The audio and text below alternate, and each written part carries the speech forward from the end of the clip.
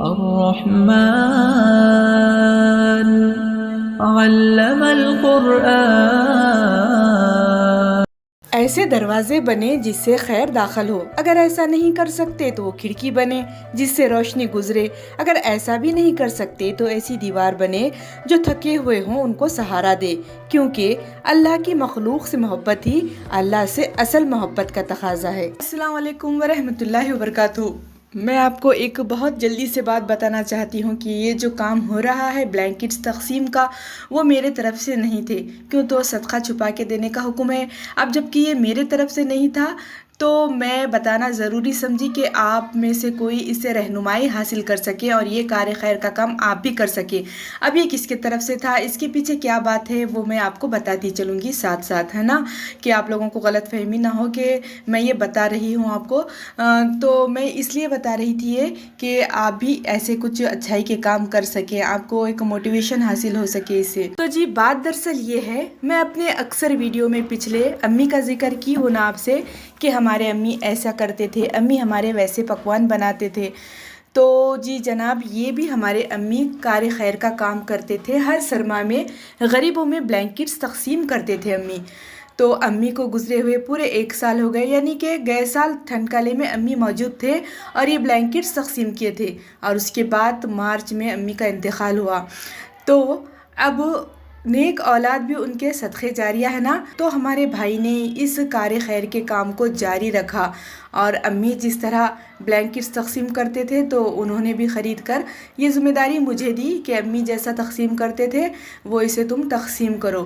اور پھر میں نے بھی کیا کی کہ اپنے بیٹے کو اس کام میں لگا لی تاکہ میرے جانے کے بعد بھی میری اولاد اس کار خیر کو کرتی رہے۔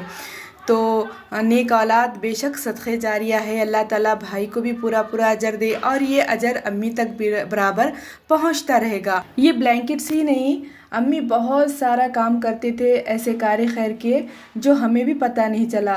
امی کے انتقال کے بعد بھی اور آج تک بھی اتنے لوگ آتے، اتنے غریب کے دروازے پر رو رو کے ہاتھ اوپر اٹھا کے امی کے لیے مغفرت کی دعا کر کے جاتے اور امی کو بہت یاد کر کے روتے۔ کیا مانگنے والے، کیا گھر کے کام والے، ہر کوئی ان کی فیاضی، ان کی رحم دلی اور ان کی خلوص اور محبت کی گواہی دیتے۔ تو اللہ تعالیٰ ہر ایک کو ایسی اولاد بھی نصیب فرمائے جو اپنے ماں باپ کے جانے کے بعد ان کی نیکی کے کام کو کرتے رہے۔ اب ہم نے ان بلینکٹس کے 2 حصے کیے، کچھ بلینکٹس گھر میں رکھے تاکہ جو گھر میں آتے مانگنے والے گھر پر روز تو ان کو دینا تھا، اور کچھ بلینکٹس ان لوگوں کو دینا تھا جو فٹ پاتھ پر بیٹھے ہوتے ہیں سردی میں راستوں کے کنارے پر، تو ہمیں ان کو دینا تھا۔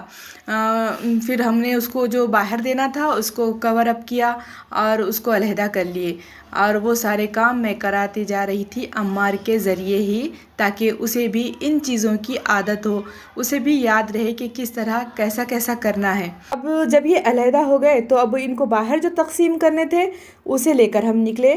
صبح کا ٹائم تھا، 9:30 یا 10:30 کا۔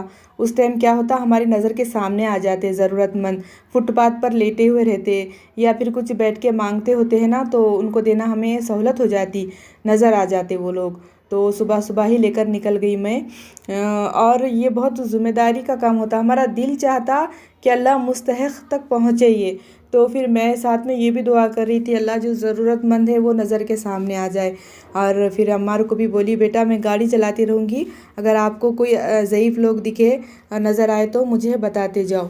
اب میں جب لے کر نکلی بلینکٹس تو عمار بھی ان لوگوں کے پاس گاڑی رکوانے کو کہہ رہے تھے جو ایک دم ضعیف خواتین ہیں، جو لاچار مفلس رہتے نا، ایک دم چل نہیں سکتے، تو برابر ان کی نشاندہی کرتے جا رہے تھے، اور جو تھوڑی بھی صحت مند تھے نا وہاں پر نہیں رکانے دے رہے تھے گاڑی، بول رہے مما آگے دیکھیں گے ہم، اور آگے شاید اور اس سے زیادہ ضرورت مند ہمیں ملے۔ تو یہ تھا ہمارا اس دن کا کام جو ہم نے کیے تھے دن بھر۔ اب یہ بتائیے کہ آپ لوگ کیا کرتے ہو خیر کا کام، تاکہ مجھے بھی رہنمائی حاصل ہو سکے۔ ہو سکتا ہے نا کہ آپ کوئی اور اچھا کام کرتے ہو جس سے میں انجان ہوں، جس سے ہم ایک دوسرے سے واقف ہوں، آپ مجھے بتائیں، میں آپ کو اس سے کیسا ہوگا اور کار خیر کا کام بڑھتا چلا جائے گا۔ تو تو ضرور مجھے کامنٹ کیجئے تاکہ میں آپ کا نام لوں اور دوسروں کو بھی موٹیویشن ہو آپ کی باتوں سے. آپ کا نام لے کر انشاءاللہ ضرور بتانے کی کوشش کروں گی اگر آپ چاہیں تو. پھر ملتے ہیں. جزاک اللہ. اللہ حافظ.